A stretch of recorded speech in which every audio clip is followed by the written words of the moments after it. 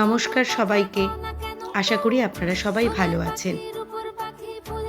আজ আমার নাচের স্কুলের এই মিষ্টি মেয়েটির আইবুড়ো ভাতের আয়োজন করেছে ওরই সমস্ত বন্ধুবান্ধব মিলে। আর যেহেতু ওদের আমি জননীর এই পরিচয়টা রাখি, তাই এটা তো আমাকে বাদ দিয়ে ওরা করতেই পারবে না।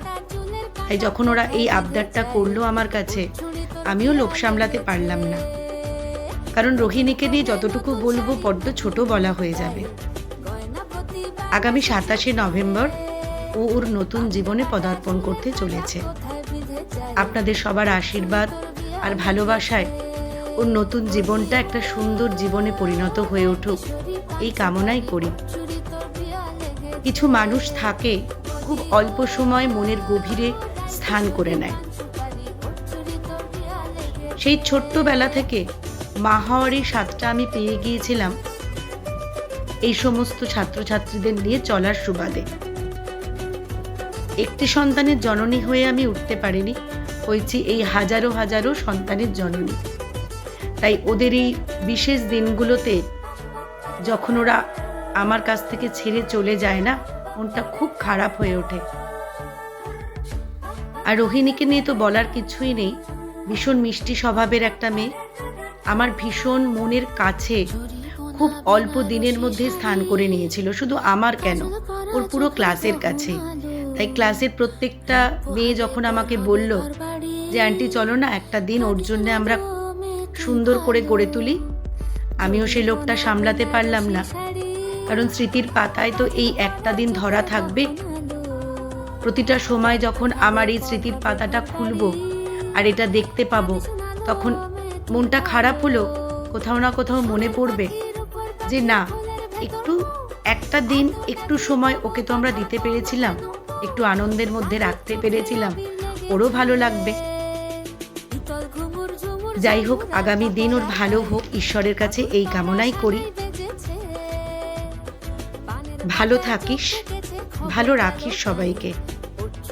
ঈশ্বর প্রতিটা মুহূর্তে তোর পাশে থাকবে, তোর জীবনটাকে সুখ, সমৃদ্ধি আর আনন্দে ভরিয়ে রাখবে, এই কামনাই করি ঈশ্বরের কাছে।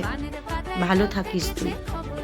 আসুন দেখে নেওয়া যাক ওর বন্ধু বান্ধব আর আমি মিলে ঠিক কতটুকু ওকে আনন্দে আজকে রাখতে পারলাম। বাকি আর কথা বলবো না, আপনারা এবারে আমাদের সাথে থাকুন। নমস্কার।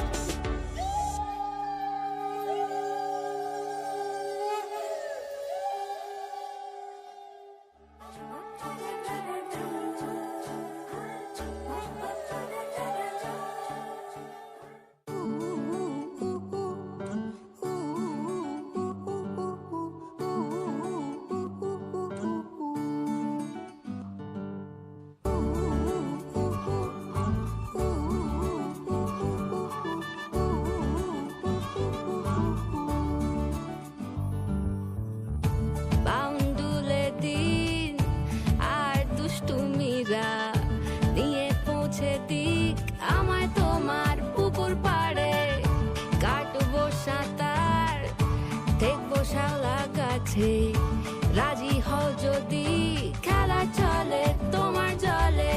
এভাবেই গল্প আমাদের কথায়।